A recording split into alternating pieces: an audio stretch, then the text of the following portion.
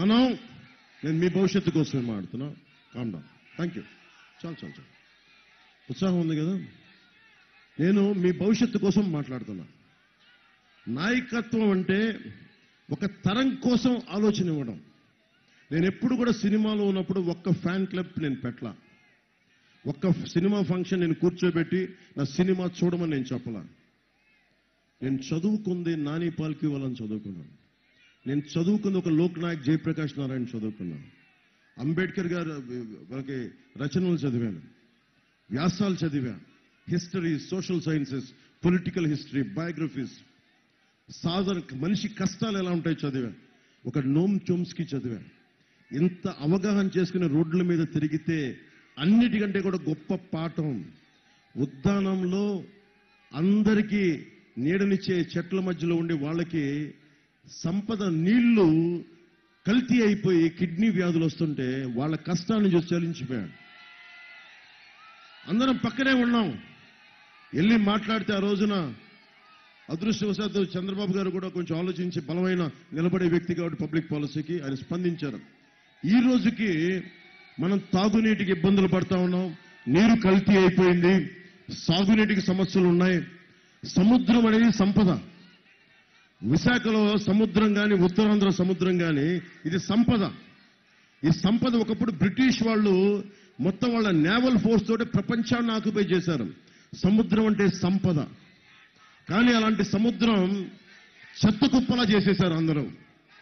మనకి పరిశ్రమల్లోని వ్యర్థాలు అన్ని సముద్రంలోకి వదిలేస్తారు, శుద్ధి చేయరు. కాలుష్యం ఉంది, బూడిద వచ్చేస్తుంది, ఎవ్వరూ పట్టించుకోరు.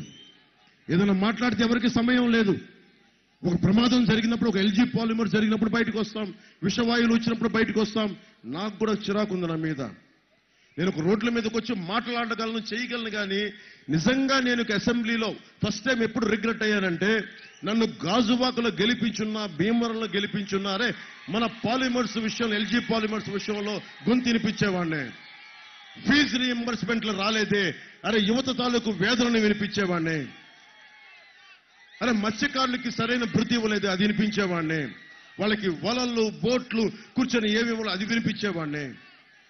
రైతులకి మద్దతు ధర లేదు, అది వినిపించేవాడిని. 30,000 మంది పైచిలుకు ఆడబిడ్డలు అదృశ్యమైపోతే వచ్చి ఒక్కొక్కరిని ఒక్క ఎమ్మెల్యేగా ఉన్న 151 మందిని చొక్కా పట్టుకొని నిలదీసేవాడిని అసెంబ్లీలో. అలా అనిపించింది. నేను ఈ రోజున కోరుకుంటుంది ప్రచారం. నేను ఈరోజు జస్ట్ కూటమికో లేదంటే జగన్ ఓడించడానికో రాలా. మన భవిష్యత్తుకి బంగారు బాట వేయటానికి వచ్చాను నేను. ఈ రోజు నేను దాదాపు 6 మంది అభ్యర్థులు ఉన్నారు. భరత్ గారితో సహా, వంశీకృష్ణ యాదవ్ గారితో సహా అందరూ అభ్యర్థులు నిలబడున్నారు ఇక్కడ 6 మంది. నేను మీకు మాటిస్తున్నా, నేను పని చేస్తా, అందరి చేత పని చేయిస్తా. ఇక్కడ ఉన్న వాళ్ళు ఎవరూ కూడా కూర్చొని సంపదని సంపాదించడానికి రాలా. బలమైన ప్రభుత్వాన్ని, బాధ్యత గల ప్రభుత్వాన్ని ఇవ్వడానికి ప్రతి ఒక్కరూ నిలబడి ఉన్నారు. గతంలో మీకు ఇట్లా ఉండొచ్చు, అలా ఉండొచ్చు అనుకోవచ్చేమో, కానీ ఈసారి లీడ్ చేస్తుంది ప్రధానమంత్రి గారు. బాగా 4 దశాబ్దాల అనుభవం, 14 సంవత్సరాల అనుభవం ఉన్న చంద్రబాబు గారు. దశాబ్ద కాలంగా మీకోసం పోరాటం చేస్తున్న పవన్ కళ్యాణ్. ఇప్పుడు మనం అనుకోవచ్చు, మా ఇంట్లో మా అమ్మతో మాట్లాడేవాడిని, నీకెందుకు నా రాజకీయాలు, అందరూ తిడుతున్నప్పుడల్లా మా అమ్మ అంటది, ఎవడ పాప నాడు పోతాడులే అంటది మా అమ్మ. నేనంటనా ఎవడి పాప నాడు పోతే కూర్చోబెట్టి ఒక లోక్నాయక్ జయప్రకాష్ నారాయణ రావాల్సిన అవసరం లేదు, ఎమర్జెన్సీ కోసం నిలబడాల్సిన అవసరం లేదు, ఒక వీరనారి గున్నమ్మ రావాల్సిన అవసరం లేదు, ఎవరు రావాల్సిన అవసరం లేదు, కృష్ణుడు కురుక్షేత్రం చేయాల్సిన అవసరం లేదు. మన భవిష్యత్తు మనమే నిర్మాణం చేసుకోవాలి. మన బాధ్యత మనమే తీసుకోవాలి. అంతేగాని ఎవడ వచ్చి మన బతుకుల్ని, మన తలరాతుల్ని రాయుడు. మన తలరాతులు మనమే రాసుకోవాలి. దైవం మనుష్య రూపేణ, రాముడైనా సరే, దేవుడైనా సరే మనుష్య రూపంలో పుట్టే మన సమస్యల్ని మనమే పరిష్కరించుకోవాలి. ఎవ్వరూ పరిష్కరించరు. వైఎస్ జగన్ లాంటి ఒక దోపిడీదారు ప్రభుత్వం ఉంటే పాపం వైవి సుబ్బారెడ్డి గారు వాళ్ళ కర్మ వాళ్ళు పోతారు. ఈ ఎంపీ మూర్తి తన కర్మ తను పోతాడు, ఎవ్వరు పోరు. మనం చొక్కా పట్టుకొని కిందకి లాగి బంగాళాఖాతంలో కలిపేస్తే తప్ప ఎవ్వడు కలవడు. వాళ్ళు పోరు, వాళ్ళకి బుద్ధి రాదు. మన బలం అది. ప్రతిసారి మిమ్మల్ని చూసినప్పుడు నాకు ఒకటే అనిపిస్తుంది, అరే మీరు సముద్రం శక్తులంత యువత, మీరు ఆది పరాశక్తులు, ఆడ వీర మహిళలు బోళ్ళంత శక్తి ఉంది. మనిషిని ఒక్క భగత్ సింగ్ తలుచుకుంటే ప్రపంచం మారిపోయింది. ఒక్క శ్రీశ్రీ 1918లో ఎముకలు మళ్ళీ సోమరులారా చావండి అంటే ఈ రోజుకి మహాప్రస్థానంతో అందరం ఊగిపోతాం. ఒక్కడు తలుచుకుంటే. One man's courage makes a majority. One man's courage. ఇది నా ఒక్కడి సొంతం కాదు, అది ఒక్కడి సొంతం కాదు. మీలో ప్రతి ఒక్కరిలో ధైర్యం ఉంది. ఇక్కడున్న ఆడబిడ్డల్లో కావచ్చు, ఇక్కడున్న పైన పెద్దల్లో కావచ్చు, మేడల్లో మిద్దెల పైన పెద్దల వల్ల కావచ్చు, ఆ దూరాన అల్లంత దూరాన కూర్చొని జెండాలు పట్టుకున్న ఒక్కొక్క యువకులు కావచ్చు, యువత కావచ్చు. ధైర్యం అనేది మీ గుండెల్లో ఉంటుంది.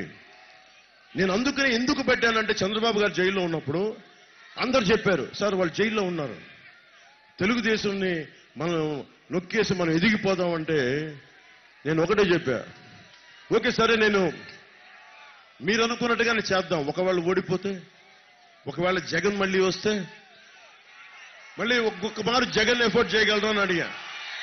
ఎవరి దగ్గర సమాధానం లేదు. ఇంకొక మారు జగన్ మీరు కావాలని కోరుకుంటున్నారా మీరు? నేను అదే చెప్పా. నేను 5 కోట్ల మంది ప్రజల కోసం ఆలోచించేవాడిని, ఒక జనసేన పార్టీ కోసం నేను కాదు. ఒక పార్టీ తాలూకు ముఖ్య ఉద్దేశం 5 కోట్ల మంది ప్రజలని గుండెల్లోకి తెచ్చుకొని పరిరక్షించుకోవటం. అరే ఇది నా జనం, ఇది సొంతం చేసుకో. సొంతం చేసుకోకపోతే ఎవరు నేను సొంతం చేసుకుంటారు?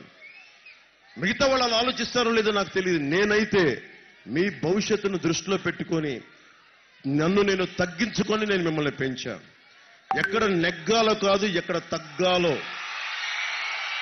అందరం చంద్రబాబు గారికి అర్థమైంది, బీజేపీ నాయకత్వానికి అర్థమైంది. నేను ఒకటే చెప్పాను ప్రధానమంత్రి గారి దగ్గరికి, అందరి నాయకులందరి దగ్గరికి 2 చేతులు జోడించి అడిగా. నలిగిపోతుంది రాష్ట్రం. మేము చెన్నైలో ఉన్నప్పుడేమో కూర్చోబెట్టి మీరు మద్రాసు వాళ్ళు కాదు వెళ్ళిపోండి అని చెప్పి తరిమేశారు. అలాదని చెప్పి మన తెలుగు వాళ్ళు రాష్ట్రం అనుకుంటే కూర్చోబెట్టి నువ్వు తెలంగాణ వాడి కాదు ఆంధ్రోడు అని పంపించేశారు. ఇక్కడికి వస్తే మళ్ళీ కూర్చొని నువ్వు లోకల్ నాన్ లోకల్ కాదంటే ఎక్కడికి పారిపోతావు? ఈ నేలని వదిలి, ఈ బంగాళాఖాతం కూర్చొని ఈ భూమిని వదిలి వెళ్ళిపోద్దా? సముద్ర తీరాన్ని ప్రాంతం వదిలి వెళ్ళిపోద్దా? నాగావళి వంశధార ఈ నదిని, ఈ నేలను దాటి వెళ్ళిపోతాయా? నాకు ఒకటే చెప్పాను, మనం చెయ్యాల్సింది ఏంటి? ఒక చెట్టు నీడనిస్తుంది, పండ్లు ఇస్తుంది. ఒక నది దాహాన్ని తీర్చి పాడి పంటలకి మనకి అన్నం ఆకలి తీర్చే పంటనిస్తుంది మనకి. నిజంగా ప్రజాక్షేమం ఆలోచించేవాడు ఎవడైనా సరే, అరే ఏమైపోతారు మనం అందరం కలెక్టివ్గా ఉండకపోతే?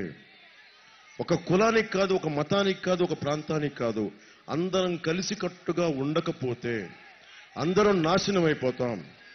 ఈ రోజున నేను ముఖ్యంగా మీరు ఇన్ని ఇళ్లున్నాయి, మొత్తం దారి పొడవుతా ఇళ్లున్నాయి, చిన్న చిన్న పట్టాలున్న ఇళ్ళు, పట్టాలు ఇచ్చారు కానీ ఇల్లు ఇవ్వని పరిస్థితులు ఉన్నాయి. వారికి కూడా నేను ఒకటే మాటిస్తున్నాను, కూటమి ప్రభుత్వం రాగానే మీకు పట్టాలు ఇల్లు ఇప్పించే బాధ్యత మా నాయకులందరూ తీసుకుంటారు. మేమందరం తీసుకొని అది అడ్రస్ చేస్తాం ఆ ఇష్యూ. అలాగే రాగానే ఫస్ట్ సంతకం మెగా డిఎస్సి నోటిఫికేషన్ విడుదల చేస్తాం. ఉత్తరాంధ్ర ఉంది, ఉత్తరాంధ్ర గురించి ఏం ఆలోచించాలి? ఒక కరణం మల్లీశ్వరి, అంబట్రాయుడు గారు ఉన్నారు,